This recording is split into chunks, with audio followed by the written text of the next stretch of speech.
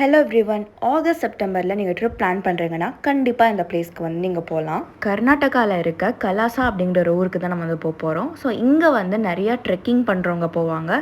இல்லை நம்ம ஜஸ்ட் அந்த கிளைமேட்டை என்ஜாய் பண்ணணும்னா கூட நம்ம போகலாம்.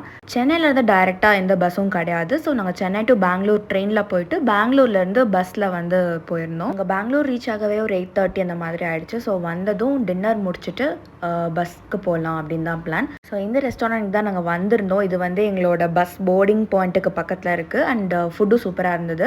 அண்ட் இங்கே வந்து நான் டிஃப்ரெண்ட்டாக ஒரு ஸ்வீட் ட்ரை பண்ணோம். இதான் பேப்பர் ஸ்வீட். இது சூப்பராக இருந்துச்சு. ஸோ சுகமா டூரிஸ்டில் தான் வந்து அந்த பஸ் இருக்குது கலாசா போகிறதுக்கு. ட்ரெயினும் இருக்காது அந்த ஊருக்கு. ஸோ நம்ம இந்த ஒரு பஸ்ஸில் தான் நம்ம போயாகணும். ஸோ இது வந்து 10:15க்கு பெங்களூர்லேருந்து எடுக்கிறாங்க. இது நான் ஏசி ஸ்லீப்பர். ஒரு 6 to 7 hours ஜேர்னி. ஒரு 800 rupees வந்துச்சு ஒருத்தருக்கு.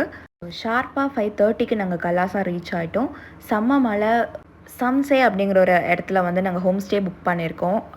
Mount Haven home stay.